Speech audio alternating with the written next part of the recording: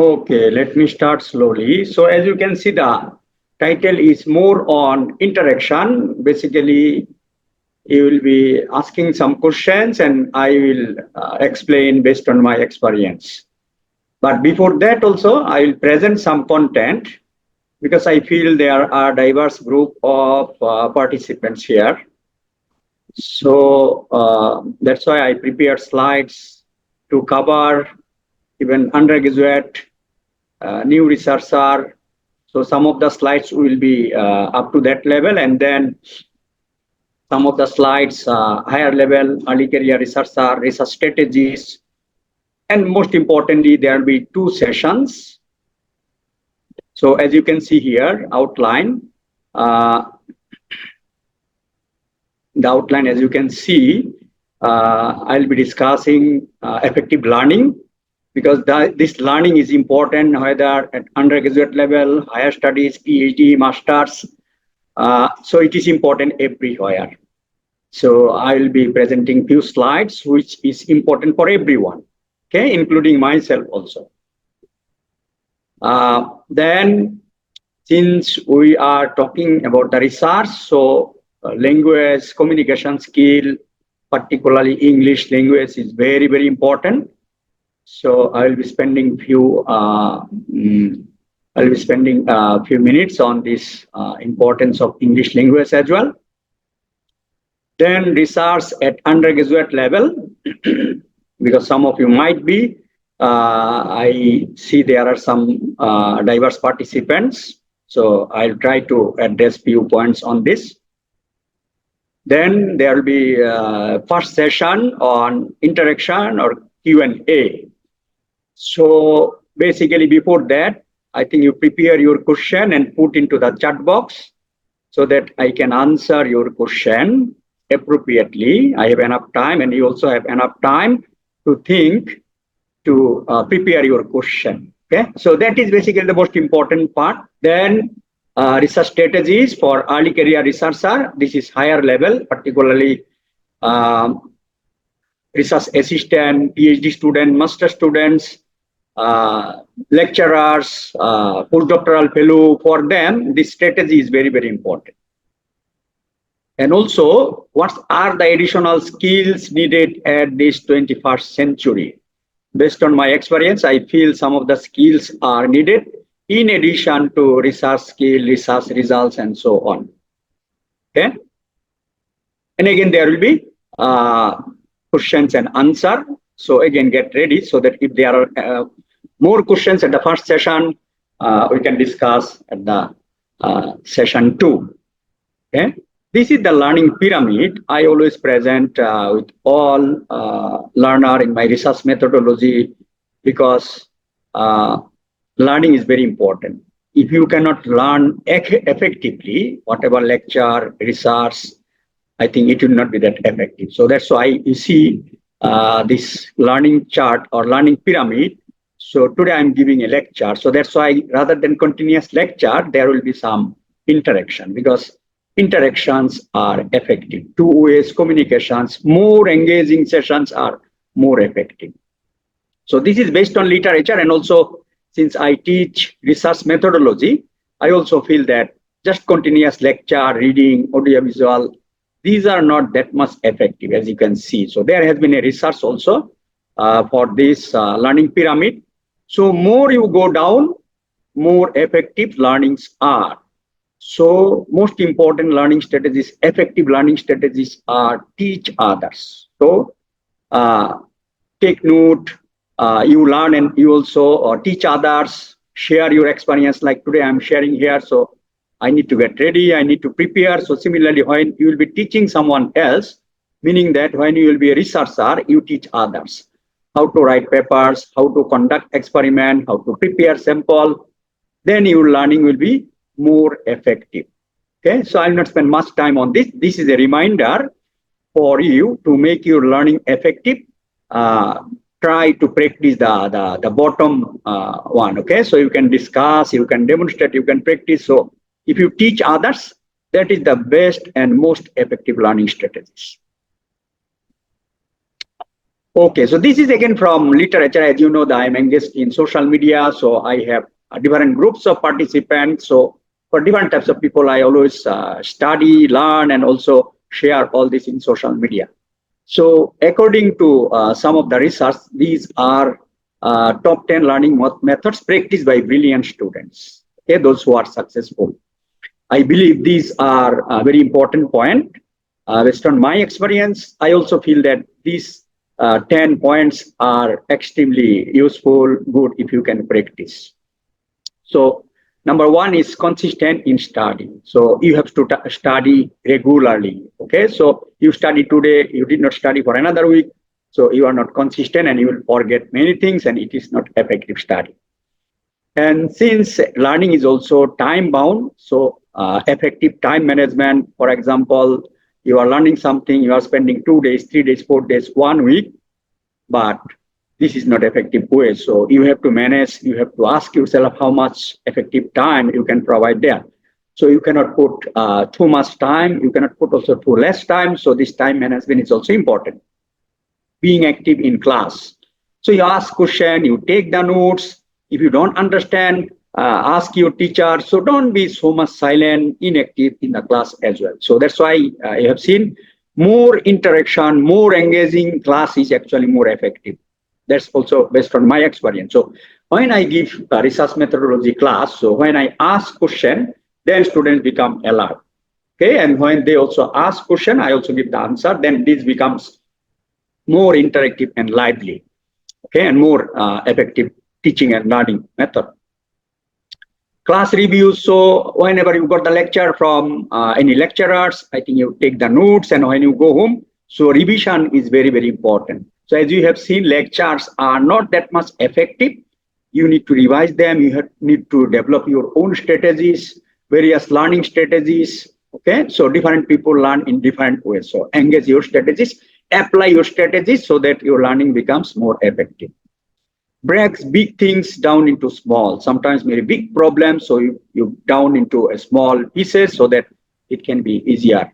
Complete task daily. So this is also very important. So you complete your task daily, because if you keep your 2 days task for tomorrow, day after tomorrow, so every day, let's say you can carry 10 kg, so every day is getting 10 kg, 10 kg. So after 1 week, it will be 70 kg. Whereas you can carry only 20 kg. So you will fail. Create noise-free environment, keeping balance in life. These are important. So when you become a student, researcher, I feel sometimes we become too much crazy in research only, but we have our life also, we have our health also. So if you don't take care of your health, life, family matters, this will be imbalance and this will create frustration. So I realized later part of my life that if I am working for research 24 hours, so my family life, my health, many things are actually affected. So that's why now I practice and share these things also to make our researcher life, students' life balance. Okay. So rather than sitting continuously 4 hours, 5 hours, I think time to time you make a pause, you walk for a while so that you can take care of your health. Okay. Drink, eat appropriately. So keeping balanced life is very, very important. Take the help of others if necessary. Nobody is perfect. So we need each other's help. So when I was student and when I become successful in my study research, so I also apply some of the strategies. For example, when I face difficulties in my primary education, secondary education. So what I use, I never depended on only one books or sources. I have number of books, number of sources, because maybe one chapter is written in one book easily, the other chapter may be difficult. So that's why different alternative sources. I think nowadays you have the internet sources. Always rely on different sources when you face something difficulty, something you are not clear and understanding. Different books, different approaches will make your learning very, very effective. Made difficult problems also easy. So this is also one of my strategy in my learning, in my academic career. When any difficult problem arises, I never leave it unattended. I give one of the examples. So when I was the student of BUET, So one of the professors, he always made very difficult question. That one we know from our seniors. So some of his homework assignment he gave, I feel some of the questions are very difficult. But I always try to understand even though difficult. So different sources, different books, which book he used. So one of the problem he gave, and it was difficult, but I managed to solve that problem, even though it was difficult. But it came in the exam, and as a result, in that subject, 70 students failed in BUET. As you can see, all of them are best students.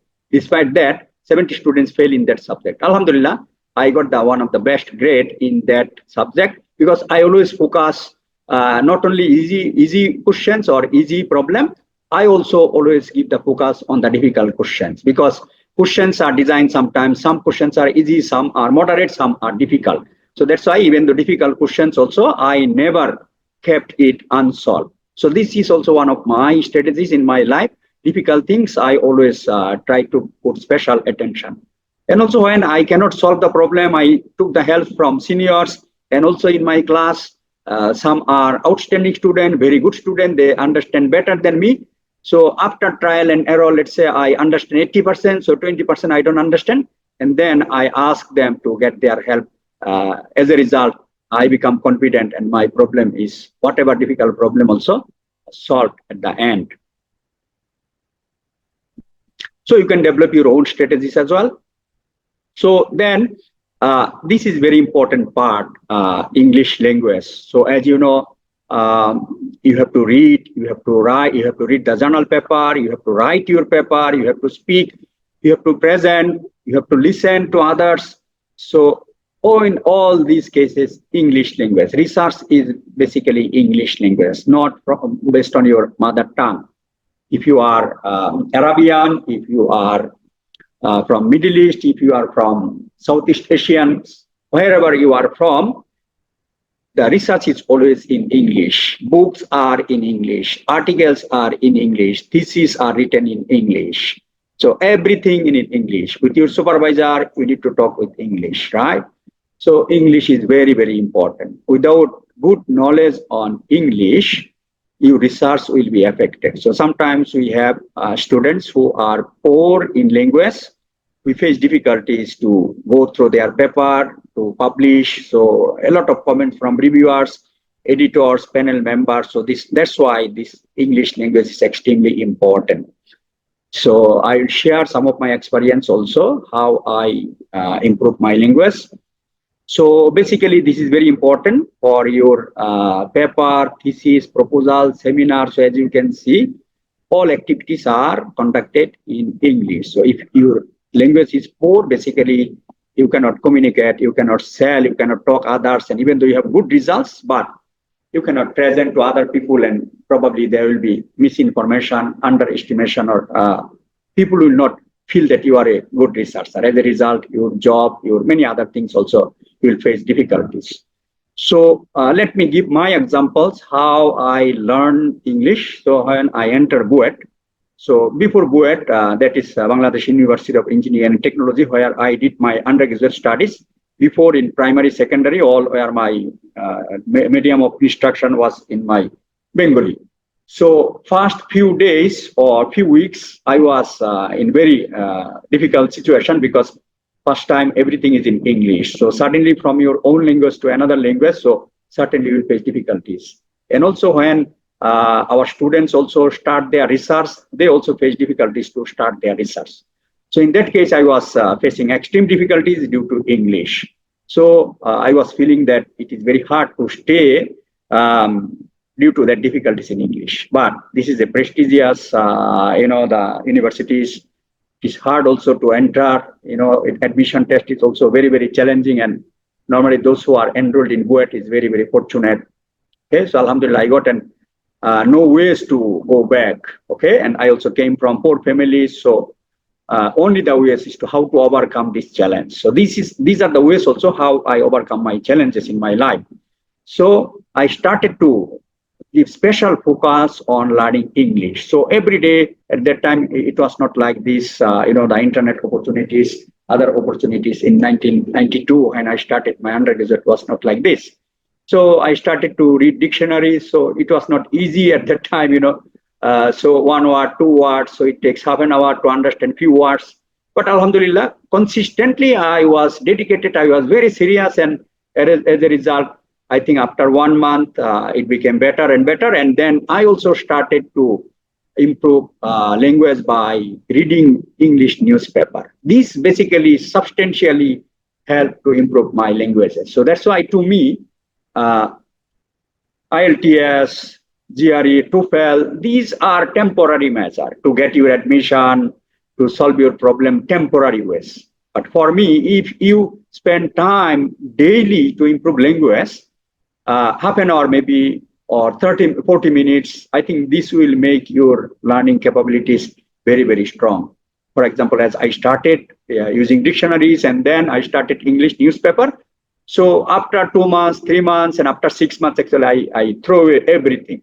Okay, I become confident, and as a result, that's how started my English language. So nowadays, also, that I publish 800 papers, so need to go through review process. So sometimes when my team members face difficulties in language, after checking by others, and finally I check, and then editors, reviewers also cannot make that strong comments. So this is how I learn my English, and continuously also learning. Okay, so learning never ends. So now let me talk a little bit about the research at undergraduate level. This might be useful for others as well. So those who are at undergraduate level, you want to start your research. I think the preparation, because undergraduate normally is not research, more on theoretical studies, right? Heat transfer, mass transfer, chemical engineering, mechanical engineering, thermodynamics, and so on. Basically, these are fundamental courses, fundamental subject, theoretical subject. You need to be very, very strong. Very minor elements in research. So that's why you need to learn. For example, as I mentioned, language. Okay, so so these are the learning process. So we learn at primary, secondary, all this. Okay. Someone spent 5 years to become a medical doctor. So I become engineer by spending 4 years. I spent 26 years to become researcher, and still learning, right? So I'm not perfect, and still our papers also rejected. So Jayed is with me, so he knows. He started his publication, so he knows. Even though I'm training him, but still his papers also rejected. Okay, and we need to improve. We need to learn. So we cannot learn the research in a day. So as we have seen, learning needs systematic, okay, regular time, and so on. So we need to learn basically. So this is called preparation. I think during undergraduate, who are here undergraduate students, for you, you need to learn what is research. So those who are undergraduate level, I think from you can start learning what is research. Okay, for example, you can attend seminars like today I'm giving. You can learn from internet. You can learn from those who are active in your universities. Basically, you need to spend some time to learn your research. Spend time daily to read literature, and also a lot of literatures are there in internet. Attend online seminar like what I'm giving here today. Collaborate with the lecturers, professors. So where you are working, so you'll see that some lecturers, some professors are active in research. Talk with them, discuss with them, share your views, and you show your intention that you want to be a researcher. Hello, sir. Hello, professor. Please guide me. Please help me. Okay, so these are the ways you start to interact, start to show your interest, and as a result, I think you will find some of the ways and approaches. Solely establish local and international network, see industry trend, and these are the basically the preparation is important if you are undergraduate students.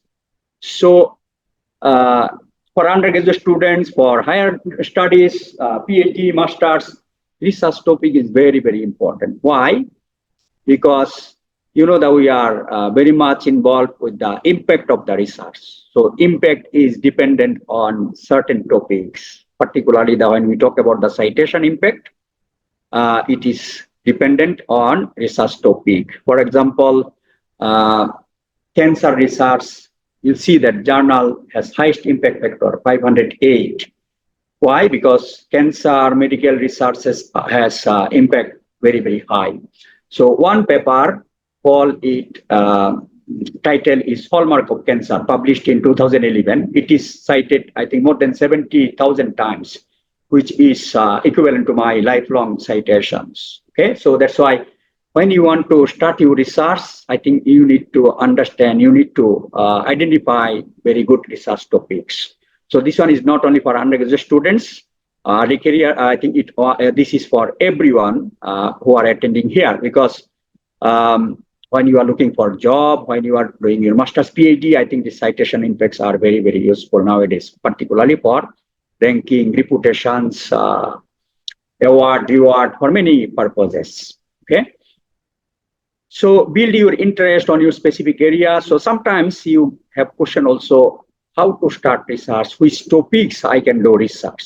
Okay, so one of the answer I can give you where you are good at. For example, I'm engineer because I was always good at mathematics. So in my primary, secondary, college life, all my mathematics results were most cases 100 out of 100, 90, 95. So that's where I was good at. So that's why I think the engineering study was good for me. So if somebody is good at data science or some other areas, I think that should be your priority. Okay, so during your undergraduate study or the secondary studies, let's say you are very good at heat transfer or thermodynamics or mathematics or psychology. That is your strength, and you should study in those areas.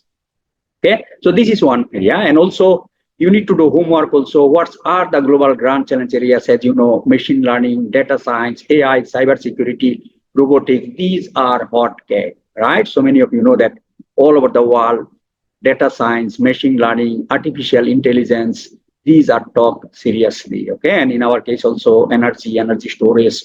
So you need to identify what are the global grand challenge areas, industry trend. Okay, in addition to your expertise or where you are good at. Particularly if you are from undergraduate study to higher studies, I think you analyze your undergraduate results, CGPA, in which subject you are good, you feel comfortable. It should not be based on your forced by your father, parents, or anyone else. It should be based on your results. So that is my opinion. Okay, so to identify research topics, also identify the top researcher locally and internationally. This is where you need to search by Google Scholar, Scopus, and also I think you can be connected in LinkedIn, Facebook. There are a lot of world-class researchers also share their experiences. So these are the ways to identify top researchers. See where they publish, what is their topics, and so on. Okay, and also these are databases in Scopus. You can find the papers, you can find the profile, highly cited researcher, authors. Okay, so these are some of the homeworks you need to do to identify the topics, to identify the top researcher, and so on. So these are basically under the preparation as well. Okay, Google Scholar asks question to collaborators and build a network through social media. So social media network is also important to identify the relevant expertise, people, and many other ways basically. So as you can see, LinkedIn is one of the best social media platform. Okay, identify global grand challenge areas, niche areas in your home country, in your countries, and so on. And identify top 10, top 20 global grand challenge areas and problems. So here are some of the examples, the top 10 global grand challenge areas: securing cyberspace, economical clean energy, machine learning in energy storage applications, sustaining land and oceans. So this is, I did some homework. By doing that, I have identified. So if you are in different areas, try to put these types of question, top 10 global problem in machine learning, in heat transfer, in solar energy, in psychology, and so on in your specific area where you are interested, and you will find some of the areas. And from there, then you can dig out more into the area that I mentioned in the earlier slides. Okay, so these are the top 10 biggest machine learning data science challenges: data collection, abundance of data sources, data security. So you can pick any of the specific areas, and then you can see which papers are highly cited, who are in this area. So identify the professors, local international collaborators, and then you start interacting with them. So these are the ways to identify your topics. Okay. So I hope that's why I showed you the effective learning. So I think by practicing effective learning and some other strategies, you can tune your good topics. That will give the impact. So for me, how I selected the topics, I share some of my experience. So when I started my master's, it was on household appliances. Similarly, my PhD work was also on household appliances, basically energy efficiency. But as you know, household appliances, its impact are not that much because this is residential energy, around 10%, 12%, 15% energy consumed. That's why when I did my homework, I feel that this field is not that much impactful. So after finishing my PhD, so I moved from household appliances to industrial energy efficiency, commercial sector energy efficiency, and also finally I put the recipe of nanomaterials. So as you have seen, I showed you here, the research topic has importance. So that's why I move slowly, not everything because this is energy. So my boundary is energy, but I move little bit from lower scope into higher scope. For example, industrial energy efficiency, commercial sector energy efficiency, and also in my energy field, I put the new recipe, nanomaterials, nanotechnology. So that's why, as you can see, my citation impact also tremendously increased. Okay. So these are the learning platforms. So as you can see, you can learn online. There are a lot of seminars. You can attend face-to-face seminars, workshop, conference, LinkedIn learning courses, lifelong learning, YouTube channel. So for example, to help young researcher, I have created this YouTube channel with this address. Okay, so you can explore. So it's not only my channel. I think there are many other researchers sharing their experiences also. I can see in LinkedIn Learning, there are some dedicated researchers, even they use computational tools, graphic design, and make things such comfortable, convenient. I think learning become very, very easy. Okay, I mean, there are many voluntarily actually serving the scientific community. I'm also learning from others as well. Okay, so you can learn from my YouTube channel and from others as well. So as you can see here, these are a summary of my content of my YouTube channel. So since there are followers who are looking for job, interviews, scholarships, so 4 videos on how to be well prepared for interview, for the job, and also for the scholarship, and also what are the effective strategies to search job. Time to time, many people knock me. I am a mechanical engineer, I am energy, I am heat transfer nanomaterials, but sometimes some people also, from economics, law, they also knock me. So it is not proper strategy, good strategy. So that's why I have developed one video, job searching strategy. So all videos are high quality videos, and as you can see today, maybe we can talk 1 hour, 1.5 hour, but how can I share my 26 years of experience in 1 hour, 2 hours, 3 hours, or even one day, right? So that's why, to serve the scientific community, I have created this YouTube channel. All are very high quality content, and many users actually commented that very, very useful. Even today also someone told me that he is writing one admission proposal, and he mentioned that my YouTube channel contents are very, very useful, very innovative, what he mentioned. And for admission and higher studies also, there are a few videos, research and teaching strategies. So today I focus also the research strategies also for early career, few slides. Personal development, as you have seen, you need to make your life balance also, lifelong learning, importance of patience, so all this also. And most importantly, since my focus is research, so high impact research publications, most of the contents are in these areas. Okay, so I strongly suggest you to explore all these videos or at your need, when you need. So it is one-stop center. You can learn at your convenient time. Okay, so that's why I'll not talk much today, but I will answer your question because contents are already there. Okay, so at the undergraduate level, those who are at the undergraduate level, I think these are some of the flavor of research. Undergraduate basically is not research. The fundamental study, theoretical aspects, you'll be good at fundamental knowledge.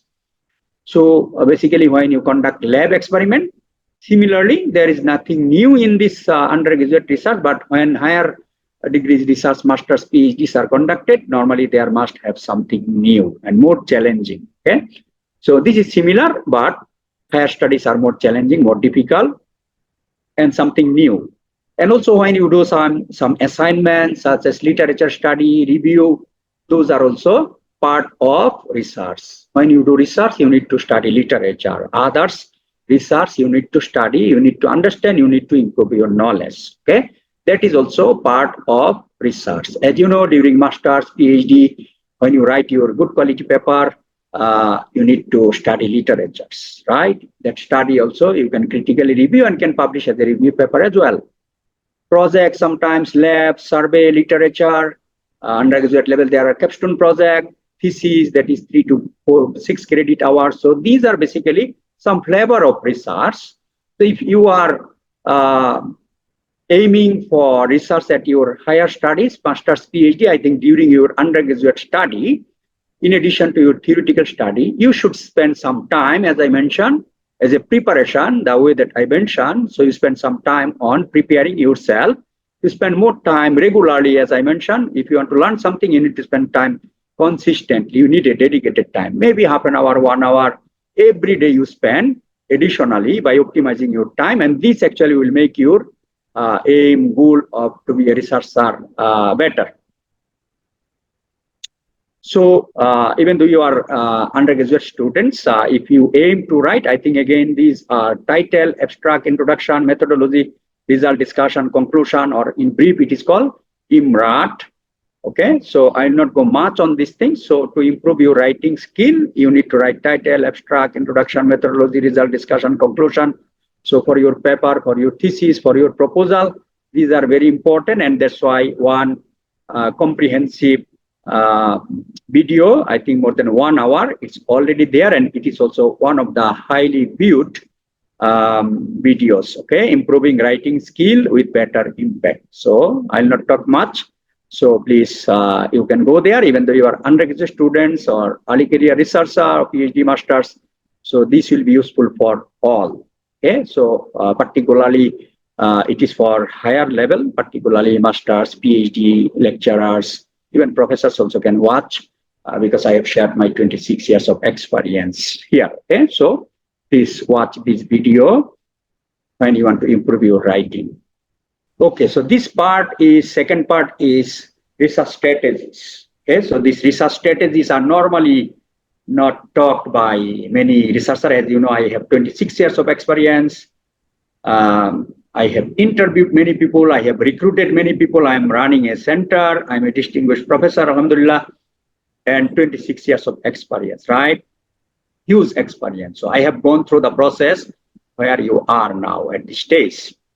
So there are a lot of secret recipes, secret things. I mean, the research, many things are involved, right? So these are normally, there are top researchers, world-class researchers, but they never share their views, points for the benefit of early career researcher.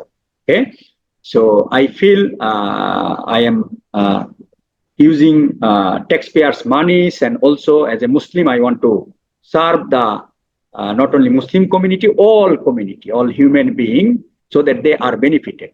So sharing knowledge for the benefit of human being is also Sadaqah Jariyah. This is important, and I have many things. I have achieved many of my milestones. So if I can inspire young researcher, early career researcher, and as a result, they become a good researcher, they will take care of their families, friends, relatives, and they will be assets of a country. That is basically one of my goals. So that's why my first video actually in my YouTube channel is this research strategies. Okay, and this is also highly viewed. Okay, so research assistant, master students, PhD students, lecturers, senior lecturers, postdoctoral fellow, for all of you need some strategies. Because you, once you join as a lecturer, postdoctoral fellow or early career researcher, your target is always how you can be promoted, right? If you don't know what are the recipes, what are the strategy that will help you to be promoted, when there is a time to apply and you have many things lacking, gap, you will be frustrated. Okay? So if I give you the guideline for which I have gone through for last 26 years, I think it will be easier for you to make your career goal. Okay? So that is called research strategy. Where to publish, what to publish, how many papers is the first author, single author, citations, highly cited papers, top 2% researcher, top 1% researcher. So these are basically research strategies. Okay. So when you start your master's, PhD, RA, and these are the layer, right? The ladder, these are at the bottom layer. Okay. This is where you need your proper strategies, policies. Okay.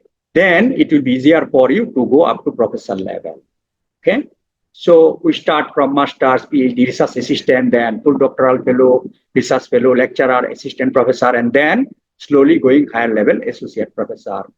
In professor, even there are different grades, A grade, B grade, C grade in public universities in Malaysia.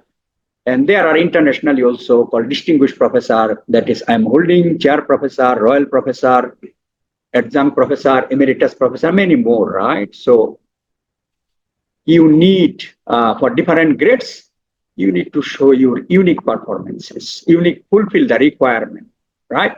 If you know your requirement at the early stage, what's the requirement from lecturer to assistant professor?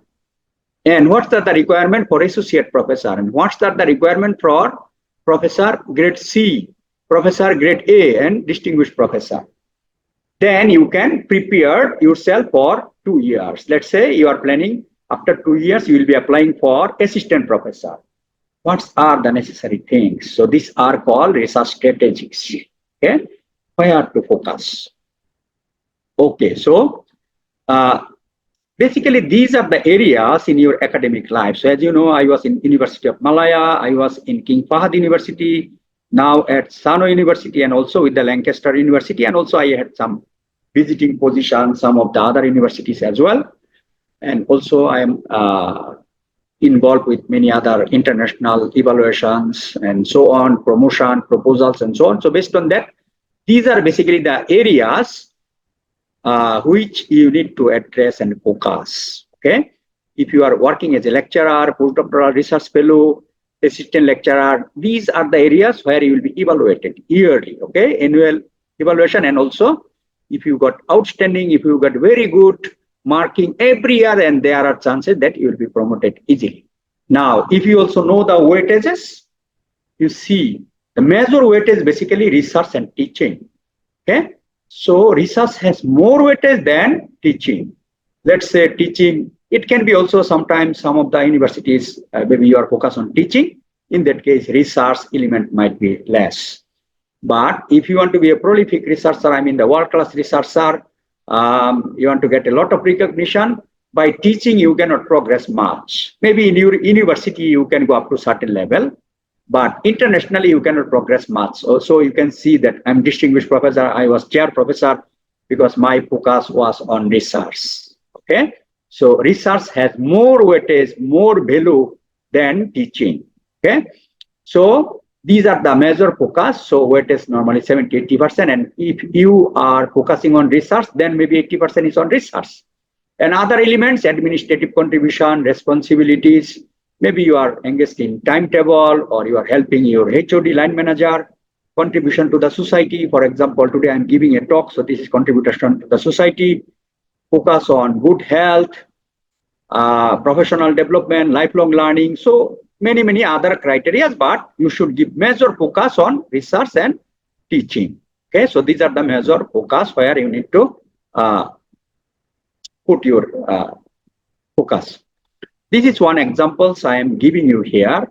For example, in research, where you need to focus, where to publish. Okay, so you need to identify, you need to have a strategy, how many papers you will publish as a first author. So if you publish all paper as a collaborating author and you are last author, so let's say you are going for interview for postdoctoral fellow or senior research fellow. So if they don't see you as a first author, or you are looking for PhD scholarship, if they don't see you as a first author, I think then you will face difficulties. And in some universities also, they look for a number of papers as a first author, and also some papers even single author.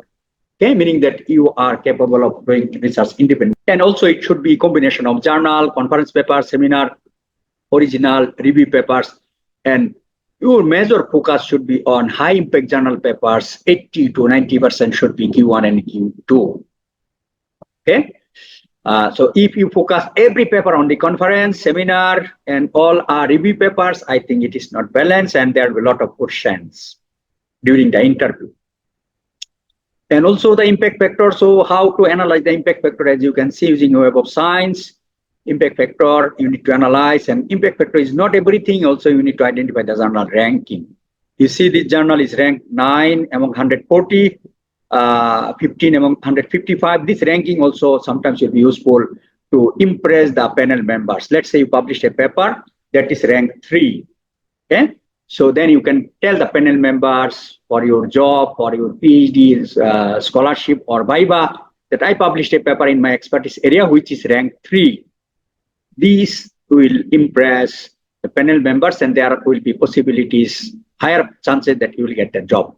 So these types of analysis also, normally you don't know and you cannot. So these are the things also I am sharing with you for you, so that you can make some good strategies, good plans. So if you know also how to rank, and for your submission also, if you know this ranking, I think you will submit your paper that has better ranking than the low ranking. Okay, so that's why I think these types of analysis, these types of strategies are important at your early career, early stage.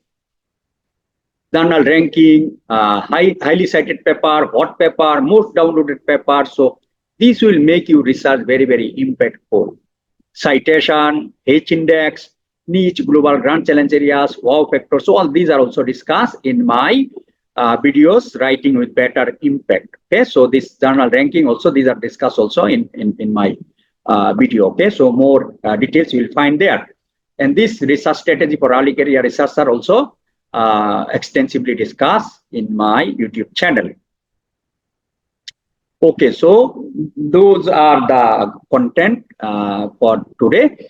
Now, even if you are a good researcher, you have good quality papers, good CGPA, but in this 21st century, you will not be successful unless if you have these skills.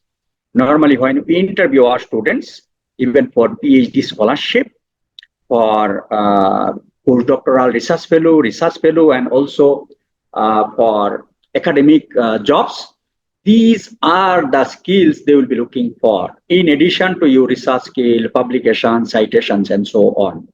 Okay, so communication skill, I think I discussed the English. So it is extremely important. So communication skill, presentation skill, writing skill, these are very important. Even though if you have very good CGPA, very good paper, but you cannot speak, you cannot convince the panel members, I think it will be difficult for you to get the job. So now we are at the age of information technology, so digital literacy, computer knowledge, these are also very, very important. I think many of you have, but if you are lacking in this area, so you need to improve it. You want to be a researcher, you want to be an entrepreneur, you want to be a good parents, whatever, businessman, you need to think critically. Okay, critical thinking is very, very important, particularly in research. You need to think again and again, ask question again and again, not thinking at the shallow level. Okay, I also have a video on critical thinking in research, so you can watch that also. So it is very, very important. Lifelong learning skills. So as you know, I'm a professor, but still I also learn. I also learn from LinkedIn, learning how to collaborate, how to motivate my staff, how to lead the center, how to make good connection with others, how to make my team member productive, and many other skills also I need to improve. So continuously I am also learning. Learning never ends. after finishing PhD, if you feel that your job is done, I think you are foolish. Okay. So when I finished my PhD, I started to strategize my future life. Okay. So that's actually today I am here because I develop a lot of strategies, thinking, and many, many other things. Teamwork, you cannot work alone. Research is a teamwork. And so you see in science, nature, how many authors are there? 100 authors, right? In most of the paper, you'll see there are many number of other authors. Okay, so teamwork, collaboration, very, very important. Leadership skills, so as you have seen, when you will be moving to higher ladder, associate professor, they will be looking for leadership skills. Okay, you lead a project, you are leading author, you have team where you are leading. So leadership skill, you are leading a project, leading a paper, leading a team, different way. These leadership skills are very, very important. We do research, we become sometimes reactive, emotional, overreactive, angry, cool, unhappy.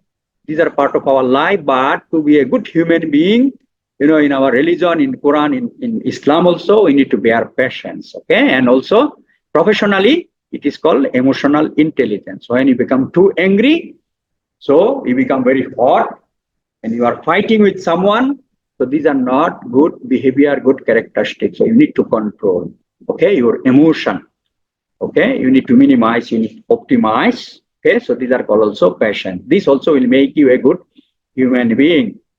And also to be a good researcher, strong researcher, world-class researcher, I put it here, wow factors. This is explained in my writing with better impact. I think in also the how to address novelties. So this will make you a world-class researcher. Your business plan, your research, your paper, your proposal, everything will be world-class.